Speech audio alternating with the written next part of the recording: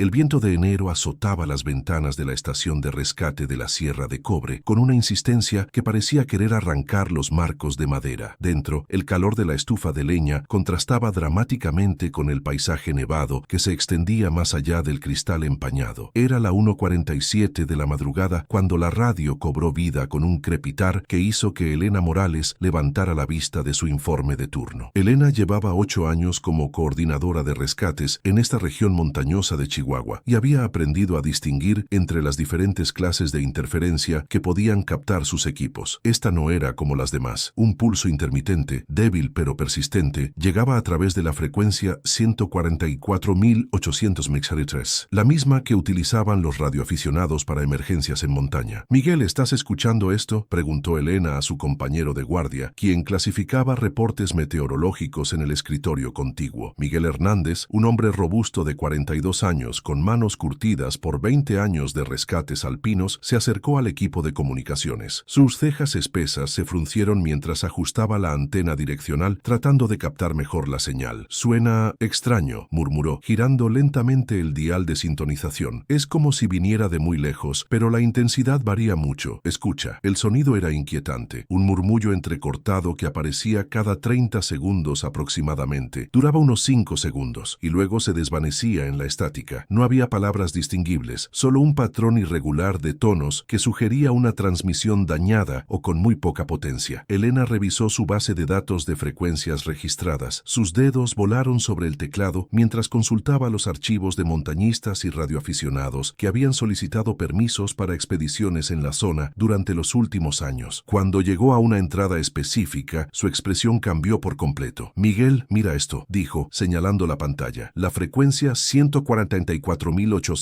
MHz fue registrada por Tomás Requena en marzo de 2019. Era un senderista de Guadalajara, 28 años, ingeniero en telecomunicaciones. Desapareció durante una expedición de 5 días. Miguel se acercó para leer por encima del hombro de Elena. Los detalles del caso se desplegaban en la pantalla como una historia que ambos conocían demasiado bien. Tomás había partido hacia la Sierra de Cobre el 15 de marzo de 2019, con planes de explorar las rutas menos transitadas de la región. Su último contacto había sido una transmisión de socorro fragmentada el 18 de marzo, en la que apenas se distinguían las palabras «perdido», «niebla», «no encuentro». La búsqueda había durado 3 semanas. 40 voluntarios, 2 helicópteros, equipos caninos y tecnología de rastreo por GPS habían peinado más de 200 kilómetros cuadrados de terreno montañoso. No encontraron rastro alguno, ni su equipo, ni su campamento, ni una sola pista sobre su paradero. El caso se cerró como desaparición en montaña por condiciones climáticas adversas, leyó Elena en voz alta. Pero nunca encontramos el cuerpo. Miguel se rascó la barba canosa mientras procesaba la información. ¿Crees que esta señal tiene algo que ver con Tomás? Han pasado casi 3 años. Elena no respondió inmediatamente. En su experiencia, las montañas guardaban secretos durante décadas y ocasionalmente los liberaban cuando las condiciones eran precisas. El deshielo, los cambios estacionales, incluso los movimientos sísmicos menores, podían exponer equipos perdidos o desplazar objetos enterrados por avalanchas. «Voy a triangular la señal», decidió finalmente, encendiendo el sistema de rastreo direccional que habían instalado el año anterior. «Si podemos determinar de dónde viene, al menos sabremos si vale la pena investigar». El proceso de triangulación tomó 40 minutos. Elena y Miguel trabajaron en silencio, ajustando antenas y registrando mediciones cada vez que captaban la misteriosa transmisión. Gradualmente, los datos comenzaron a formar un patrón coherente que apuntaba hacia el sector noreste de la sierra, una zona particularmente remota, conocida como Cañón del Águila. «Está a aproximadamente 12 kilómetros de aquí», anunció Elena, marcando las coordenadas en su mapa topográfico. «En una zona que no revisamos completamente durante la búsqueda de Tomás. Era invierno entonces, y esa área estaba impracticable por las avalanchas». Miguel estudió el mapa con ojo experto. El Cañón del Águila era conocido por su terreno traicionero. Paredes rocosas escarpadas, vegetación densa en los fondos de valle y un patrón climático que podía cambiar dramáticamente en cuestión de horas. Durante el invierno, las acumulaciones de nieve podían alcanzar los 3 metros de profundidad. «Si hay algo allí arriba, las condiciones actuales son mejores para una expedición», comentó Miguel. «La nieve está más estable y tenemos una ventana meteorológica de 4 días antes de la próxima tormenta». Elena asintió, pero su mente ya estaba formulando un plan. «Necesitamos un equipo completo. Esta no puede ser una búsqueda improvisada». A las 6:30 de la mañana, mañana, Elena había contactado a los otros miembros del equipo de rescate. La primera en llegar fue Carmen Velázquez, una médica de emergencias de 35 años que había dejado su práctica urbana en Chihuahua para especializarse en medicina de montaña. Carmen tenía una reputación impecable por su calma bajo presión y su capacidad para tomar decisiones críticas en condiciones extremas. ¿Estás segura de que vale la pena movilizar recursos para una señal que podría ser solo interferencia?, preguntó Carmen mientras se servía café de la cafetera industrial de la estación. Esa es exactamente la pregunta que me he estado haciendo toda la madrugada, admitió Elena. Pero hay algo en el patrón de esta transmisión que no coincide con interferencia común. Además, las coordenadas apuntan exactamente a la zona donde no pudimos buscar hace 3 años. El siguiente en llegar fue David Contreras, el especialista en comunicaciones del grupo. A los 30 años, David había trabajado para la Marina antes de unirse al equipo de rescate, y su experiencia técnica era invaluable para operaciones que dependían de la coordinación por radio. He estado escuchando la grabación que me enviaste, dijo David, conectando su tableta al sistema de audio de la estación. Definitivamente no es interferencia natural. Hay un patrón demasiado regular y la frecuencia es exactamente la que usaría un radio de montaña. David reprodujo una versión filtrada de la señal, usando software especializado para eliminar parte de la estática. Lo que emergió fue más claro, pero también más inquietante. Un sonido que definitivamente parecía artificial, como si fuera generado por un dispositivo electrónico más que por fenómenos atmosféricos. ¿Podría ser un radio dañado transmitiendo automáticamente?, preguntó Carmen. Es posible, respondió David. Algunos modelos tienen funciones de emergencia que pueden activarse por daños físicos o problemas de batería, pero después de 3 años sería extraordinario que aún tuviera energía. El último miembro del equipo en llegar fue Roberto Robe Castillo, el rastreador más experimentado de la región. Robe había crecido en estas montañas y su conocimiento del terreno era legendario. A los 48 años había participado en más de 200 rescates y conocía cada sendero, cada refugio natural y cada peligro oculto en un radio de 50 kilómetros. El Cañón del Águila es complicado incluso en las mejores condiciones, advirtió Robe después de estudiar las coordenadas. Hay al menos 3 rutas posibles, pero solo una que podríamos usar con el equipo completo. Las otras requerirían técnicas de escalada avanzada. Elena extendió un mapa detallado sobre la mesa central de la estación. Quiero que planifiquemos esto como una operación de 2 días. Estableceremos un campamento base aquí, señaló un área relativamente plana a 5 kilómetros del punto de origen de la señal. Y haremos la aproximación final mañana temprano. ¿Qué pasa si encontramos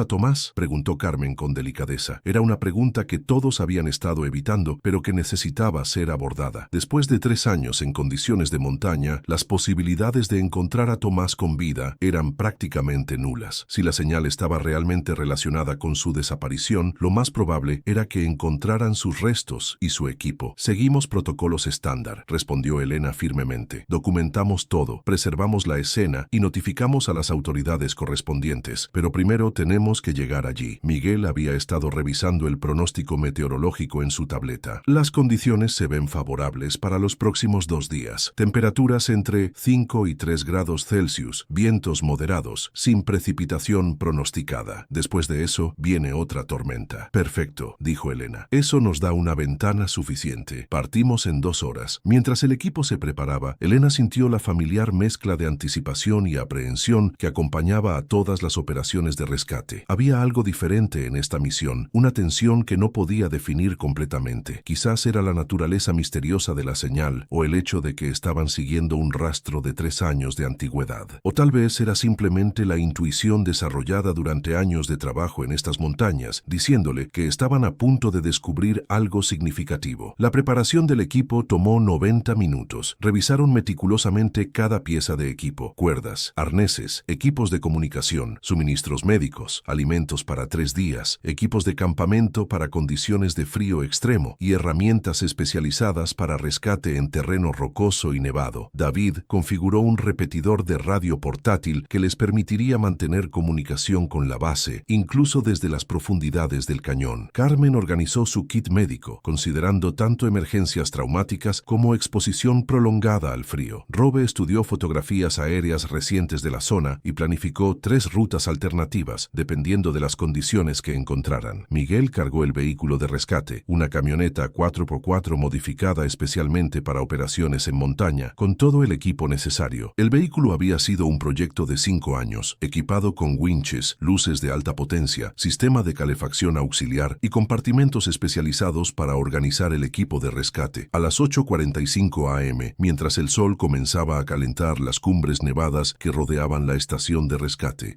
el equipo estaba listo para partir. Elena hizo una última revisión de la lista de verificación, confirmó las coordenadas de destino y estableció los protocolos de comunicación con la base. ¿Todos listos?, preguntó, mirando a sus compañeros. Los 4 respondieron afirmativamente, pero Elena notó la misma tensión en sus expresiones que sentía en su propio estómago. Esta no era una operación rutinaria, y todos lo sabían. Mientras Miguel encendía el motor de la camioneta, Elena echó un último vistazo a la radio que había captado la misteriosa señal. En ese momento, como respondiendo a su atención, la estática se interrumpió nuevamente con el familiar patrón de pulsos. Esta vez, sin embargo, Elena juró que pudo distinguir algo más en la transmisión, un sonido tenue pero distintivo que no había notado antes. Sonaba casi como respiración. La carretera que llevaba hacia el Cañón del Águila serpenteaba por paisajes que parecían extraídos de una postal, pero Elena sabía que la belleza de la Sierra de Cobre ocultaba peligros reales. A medida que ascendían por el camino de grava, el aire se volvía más delgado y la temperatura descendía gradualmente. Los pinos y encinos daban paso progresivamente a vegetación más escasa y terreno más rocoso. Miguel manejaba con la concentración de alguien que había navegado estas rutas cientos de veces, pero Elena notó cómo sus nudillos se tensaban en el volante cuando pasaban por los tramos más estrechos. A su izquierda, el valle se extendía en una caída vertiginosa de más de 300 metros, mientras que a su derecha las paredes rocosas se alzaban abruptamente, manchadas ocasionalmente por cascadas de hielo que brillaban como cristal bajo el sol matutino. La última vez que vine por aquí fue durante la búsqueda de los hermanos Ruiz en 2020, comentó Miguel, refiriéndose a un caso que todos recordaban vívidamente. Encontramos su campamento después de 4 días, pero ellos ya habían salido por su cuenta. Habían subestimado lo rápido que puede cambiar el clima aquí arriba. Carmen, sentada en el asiento del pasajero, revisaba su equipo médico por tercera vez. Era un hábito nervioso que había desarrollado durante sus primeros años en medicina de emergencias, cuando la diferencia entre la vida y la muerte a menudo dependía de tener el instrumento correcto al alcance de la mano. ¿Qué probabilidades crees que hay de que encontremos a Tomás vivo?, preguntó, sin levantar la vista de su kit. Elena consideró la pregunta cuidadosamente antes de responder. Como coordinadora del equipo, había aprendido la importancia de mantener expectativas realistas sin destruir completamente la esperanza. Estadísticamente, después de 3 años en estas condiciones, es prácticamente imposible, admitió, pero he visto cosas extrañas en estas montañas, gente que sobrevive en situaciones que deberían haber sido fatales, refugios naturales que proporcionan protección inesperada, fuentes de agua que permiten supervivencia a largo plazo. David, concentrado en su tableta en el asiento trasero, levantó la vista. La señal se está fortaleciendo a medida que nos acercamos. Eso es buena señal. Significa que definitivamente viene de esta dirección. Había estado monitoreando la transmisión misteriosa durante todo el viaje y efectivamente había notado un incremento gradual en la intensidad de la señal. Más interesante aún, el patrón de pulsos parecía estar cambiando sutilmente, como si respondiera a su proximidad. ¿Crees que podría ser un beacon de emergencia automático?, preguntó Robe desde su posición junto a David. Algunos de los radios más nuevos tienen funciones que se activan cuando detectan movimiento o cambios en las condiciones ambientales. Es posible, respondió David. Aunque para que siga funcionando después de 3 años, tendría que tener una fuente de energía muy duradera o algún tipo de sistema de recarga solar. La conversación fue interrumpida cuando Miguel pisó el freno abruptamente. Frente a ellos, un deslizamiento de rocas había bloqueado parcialmente el camino. No era inusual. Los ciclos de congelamiento y descongelamiento durante el invierno frecuentemente causaban este tipo de obstáculos, pero significaba que tendrían que continuar a pie desde este punto. Elena consultó su GPS. Estamos a aproximadamente 3 kilómetros del punto de origen de la señal. Podemos cargar el equipo desde aquí. La descarga del equipo tomó 20 minutos. Cada miembro del equipo llevaba una mochila de aproximadamente 20 kilogramos, cuidadosamente equilibrada con equipo esencial para supervivencia, rescate y comunicaciones. Elena había insistido en que llevaran suministros para 4 días, aunque esperaban completar la misión en 2. Robe tomó la delantera, siguiendo lo que había sido un sendero de animales, ahora parcialmente cubierto por nieve de 30 centímetros de profundidad. Sus botas especializadas para nieve se hundían con cada paso, pero él mantenía un ritmo constante que permitía al resto del grupo seguirlo sin agotarse demasiado rápido. El paisaje era impresionante emocionante y desolador a la vez. Los árboles se volvían más escasos a medida que ascendían, reemplazados por formaciones rocosas que se alzaban como catedrales naturales. El viento había esculpido formas extrañas en la roca caliza, creando cavernas y promontorios que parecían vigías silenciosos. «Miren eso», dijo Carmen señalando hacia una formación rocosa particularmente impresionante. «¿Esas marcas en la piedra son naturales?» Rob se detuvo para examinar lo que Carmen había observado. En la superficie de una pared rocosa vertical había una serie de marcas horizontales que parecían demasiado regulares para ser erosión natural. «Son marcas de escalada», determinó después de un examen más cercano. «Alguien usó equipo técnico para ascender por esta pared, relativamente recientes, considerando que no se han erosionado completamente». Elena sintió un destello de esperanza mezclado con ansiedad. ¿Podrían ser de Tomás? Es posible. O de cualquier otro montañista en los últimos 2 o 3 años. Pero definitivamente alguien pasó por aquí, y no fue hace mucho tiempo. Continuaron ascendiendo, ahora con renovada atención a cualquier señal de actividad humana. David monitoreaba constantemente su radio, reportando que la señal misteriosa continuaba fortaleciéndose. Cada 15 minutos se detenían para que Elena pudiera triangular la dirección exacta de la transmisión. Después de 2 horas de caminata, llegaron a una meseta natural que ofrecía una vista espectacular del valle inferior. Era también el punto donde, según los cálculos de Elena, deberían estar muy cerca del origen de la señal. «Vamos a establecer el campamento base aquí», decidió Elena. «Tenemos buena visibilidad, terreno relativamente plano y protección del viento». Mientras armaban las tiendas, David hizo un descubrimiento significativo. «La señal está muy fuerte ahora. Definitivamente viene de arriba», anunció, señalando hacia una cresta rocosa que se alzaba a otros 200 metros sobre su posición actual. «¿Qué tan difícil es llegar allá arriba?», preguntó Carmen. Robe estudió la formación rocosa con ojo experto. «Hay una ruta que parece factible por el lado norte, más larga, but más segura que intentar una escalada directa. Diría que 2 horas para llegar arriba, considerando las condiciones de nieve». Elena tomó una decisión ejecutiva. «Miguel y Robe, quédense aquí y terminen de establecer el campamento. Carmen, David y yo haremos un reconocimiento inicial. Si encontramos algo significativo, regresamos y planificamos una aproximación más completa mañana». La separación del grupo era una decisión calculada. Elena había aprendido que en operaciones de rescate era crucial mantener un grupo en el campamento base, tanto para seguridad como para coordinación de comunicaciones. Si algo salía mal con el grupo de reconocimiento, Miguel y Robe podrían organizar una respuesta rápida. El ascenso hacia la cresta fue más desafiante de lo que Robe había estimado inicialmente. La nieve oculta grietas en la roca y hacía que los asideros fueran traicioneros. Elena, que había desarrollado habilidades de escalada sólidas durante sus años en rescate de montaña, tomó la delantera asegurando cuerdas para que Carmen y David pudieran seguirla de forma segura. «¿Por qué alguien habría subido hasta aquí?», preguntó Carmen, respirando pesadamente debido a la altitud y el esfuerzo. «No hay rutas establecidas, ningún objetivo turístico obvio. Los montañistas serios buscan exactamente esto», respondió Elena. «Lugares remotos, desafiantes, lejos de las multitudes. Para alguien como Tomás, con experiencia técnica y equipo adecuado, esto habría sido exactamente el tipo de aventura que buscaba». David, que había estado monitoreando la señal durante todo el ascenso, súbitamente se detuvo. «Esperen». La señal cambió completamente. Los 3 se detuvieron en una cornisa estrecha mientras David ajustaba su equipo de comunicaciones. La expresión en su rostro pasó de concentración a asombro. Ya no es solo estática y pulsos. Hay una voz. Elena y Carmen se acercaron mientras David ajustaba los controles de su radio. Lo que emergió de los altavoces fue débil pero inconfundible. Una voz humana, hablando en español, repitiendo algo que no podían distinguir claramente. «¿Puedes limpiarlo más?», preguntó Elena. David trabajó con su software de filtrado durante varios minutos. Gradualmente, las palabras se volvieron más claras, aunque aún fragmentadas y distorsionadas. «Ayuda, no puedo, frío, por favor». Carmen sintió un escalofrío que no tenía nada que ver con la temperatura ambiente. ¿Esa voz podría ser actual? ¿Alguien que necesita ayuda ahora mismo? «La calidad de la transmisión sugiere que está grabada», dijo David cuidadosamente. «Hay un patrón de repetición y cierta degradación que es consistente con una grabación que se reproduce automáticamente». Elena procesó esta información rápidamente. Si David tenía razón, estaban escuchando una grabación, posiblemente de Tomás, que de alguna manera se estaba transmitiendo automáticamente desde algún punto cercano. «Tenemos que llegar a la fuente», decidió, pero con cuidado extremo. Si hay equipo electrónico funcionando después de 3 años, podría estar en una situación muy precaria. Los últimos 100 metros del ascenso fueron los más desafiantes. Tuvieron que usar técnicas de escalada básica, asegurando asegurándose mutuamente con cuerdas mientras navegaban por grietas en la roca que habían sido ampliadas por ciclos repetidos de congelamiento y descongelamiento. Finalmente, después de 3 horas desde que habían dejado el campamento base, Elena alcanzó la cresta superior. Lo que vio la dejó sin aliento, no por el esfuerzo físico, sino por la impresión de lo que había encontrado. En una pequeña depresión natural, protegida del viento por formaciones rocosas circundantes, había un campamento. No era un campamento abandonado que había estado expuesto a los elementos durante 3 años. Era un campamento que parecía haber sido usado recientemente. Una tienda moderna de montaña estaba correctamente armada y asegurada. Una línea para secar ropa se extendía entre 2 rocas, con lo que parecían ser calcetines y una camiseta térmica ondeando suavemente en la brisa. Había una pequeña área para cocinar organizada con precisión militar y lo que claramente era equipo de montañismo de alta calidad dispuesto de manera ordenada. Pero lo más impactante era la antena de radio que se alzaba desde el centro del campamento, conectada por cables a una pequeña unidad que parpadeaba intermitentemente con una luz LED azul. David, Carmen, suban rápido, susurró Elena por su radio. Creo que encontramos el campamento de Tomás. Mientras esperaba a que sus compañeros completaran el ascenso, Elena observó el campamento con más detalle. Había algo profundamente inquietante en la escena. No era que el campamento pareciera abandonado, era que parecía demasiado bien mantenido, como si alguien hubiera estado cuidándolo regularmente. Cuando David y Carmen llegaron a la cresta, sus reacciones fueron inmediatas y similares. ¿Esto ha estado aquí durante 3 años? Preguntó Carmen, claramente escéptica. David se dirigió inmediatamente hacia el equipo de radio, pero Elena lo detuvo con una mano en el brazo. No toquemos nada todavía. Necesitamos documentar todo exactamente como lo encontramos. Elena activó su radio para contactar con Miguel y Robe en el campamento base.